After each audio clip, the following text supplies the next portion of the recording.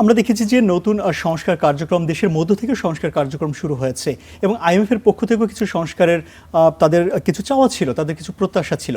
সেই সংস্কার আসলে কতটুকু বাস্তবায়ন হয়েছে কিংবা বাস্তবায়নে আসলে কতটুকু অগ্রগতি দেখছেন? না, এখন একটা জায়গায় তো আসলে অনেকটাই কিন্তু অনড় অবস্থা তৈরি হয়েছিল।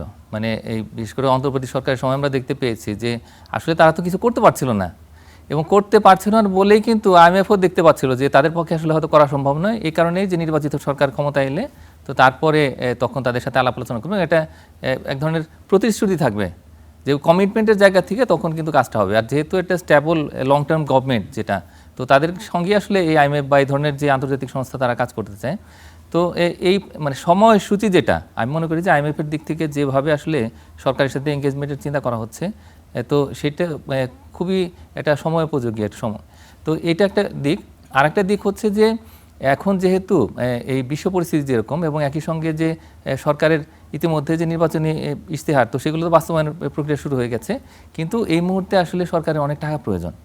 তার কারণ আমাদের যে এনবিআর এর সংস্কারের যে অবস্থা, তো সেখানে তেমন কিন্তু কিছু হয়নি, শুধুমাত্র বাইফার্কেশনটা হয়ে গেছে, দুই ভাগে ভাগ হয়ে গেছে আইনের মাধ্যমে, কিন্তু অনেক দূর পথ যেতে হবে, অটোমেশনের বিষয় আছে।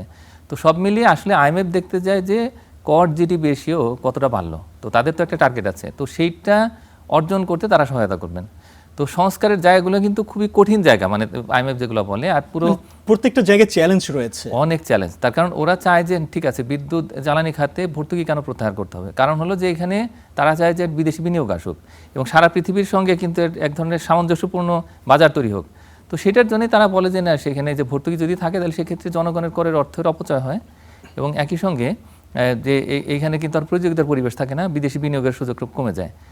কিন্তু আমাদের দেশের বাস্তবতাও দেখতে হবে, তার কারণ খুব দ্রুত যদি আমরা সমস্ত ভর্তুকি প্রত্যাহার করি তাহলে কৃষি খাতে আমরা সেচটা দেবো কীভাবে, সেখানে সারের উৎপাদন, তো সেগুলো একটা বিষয় আছে। আবার একই সঙ্গে যে বিদ্যুৎ জ্বালানি খাতে এখন যদি পুরো মার্কেট বেসড একটা প্রাইসিং মেকানিজম তৈরি করি, তাহলে সেক্ষেত্রে কিন্তু দরিদ্র মানুষ যারা রয়েছেন বা এই যে আমাদের যারা ম্যানুফ্যাকচারার, বিশেষ করে স্মল মিডিয়াম এন্টারপ্রাইজ, তো তারা কিন্তু একেবারে চাপের মুখে পড়ে যাবে, অথচ তার সংখ্যাই বেশি। সুতরাং অর্থনীতি এলোমেলো হয়ে যাবে। তো সুতরাং ধাপে ধাপে ধীরে ধীরে আমরা সংস্কারের মাধ্যমে এই ভর্তুকিগুলো প্রত্যাহার করবো। অ্যাট দ্য সেম টাইম আমাদের যেহেতু ইলিসিটি একটা চাপ আছে, তো সব মিলিয়ে বাস্তবতাটা তাদেরকে সঠিকভাবে বোঝানো, মানে ইনফ্লেটেড কোনো একটা ফিগার না দিয়ে, ফ্যাব্রিকেটেড কোনো একটা ইনফরমেশন না দিয়ে, বরং সঠিক বাস্তবতার মাধ্যমে তাদের সঙ্গে যে কথা বলা, তো সেইটা আমি মনে করি যে এখন হলো প্রকৃত সময়। এবং সেই হিসেবে এই আইএমএফ প্রতিনিধি দল এসেছে, তারা বেশ লম্বা সময় তারা মিটিং করবে বিভিন্ন রকমের যে অর্গানাইজেশন তাদের সাথে। তো এরপরে আমরা একটা অবস্থাতে যাবো এবং একটা কমিটমেন্ট থাকবে, এরপরে লিখিতভাবে আমরা একটা কমিটমেন্ট করবো এবং তারপরে সেগুলো রিভিউ হবে। তো এইভাবেই আসলে তারা কাজ করে।